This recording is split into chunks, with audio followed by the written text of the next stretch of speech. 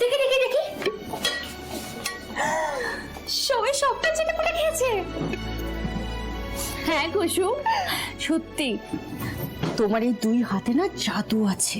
আচ্ছা কুসুম, তুমি পরিবর্তে কিছু পাবে না জেনেও দুবার করে এত কষ্ট করে এত ভালোবাসা দিয়ে রান্না করেছো, তাই তোমার রান্নার স্বাদ আরো দ্বিগুণ বেড়ে গেছে।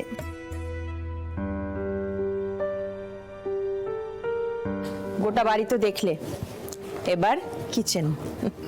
ম্যাডাম বলেন এই গাঙ্গুলি বাড়ির ঐতিহ্য বোঝা যায় এই গাঙ্গুলি বাড়ির খাবারের সাথে। আজকে তুমি এই গাঙ্গুলি পরিবারের ঐতিহ্য রক্ষা করেছো,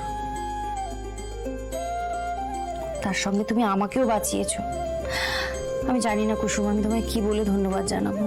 পিসি, তুমি যদি আবার এভাবে কথা বলো না, তাহলে কিন্তু তোমার সাথে কাটছি। কাটতি? আরে মানে আরি আরি। আচ্ছা বাবা, বলবো না, এবার ভাব। ভাব।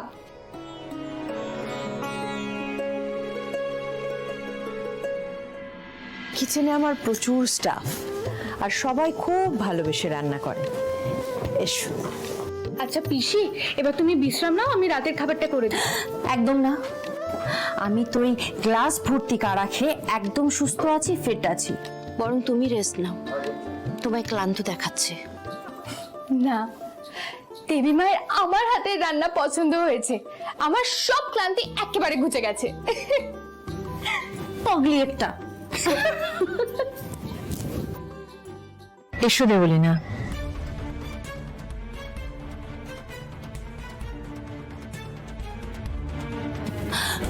কুসুম, নুকু, ম্যাডাম আসছেন। এখানে এখানে এখানে।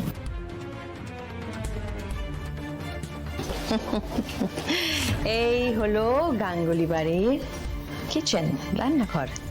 ওয়াও আন্টি, কিচেনটা কত বড়। দেখে রাখো সব, আর কদিন পর থেকে গোটা বাড়ির দায়িত্বের সঙ্গে সঙ্গে এই কিচেনের দায়িত্বও কিন্তু তোমার উপরে পড়বে। এই রান্নাঘরে আমার একটাই কাজ থাকবে, আদেশ করা। তারাও তোমার সাথে আলাপ করিয়ে দিই। ও হচ্ছে দীপালি, ও ননি, ও বিথি, ও পূজা, আর ও শ্রেয়া। আজকের সমস্ত রান্নার দায়িত্ব দীপালির উপরে ছিল।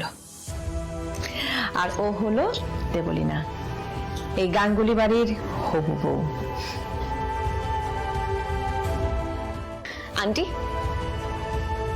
আমার একটা রিকোয়েস্ট আছে। হ্যাঁ বলুন। বিয়ে করে যেদিন প্রথম এই বাড়িতে আমি আসবো, আমাকে এরকম রান্না করেই কিন্তু খাওয়াতে হবে।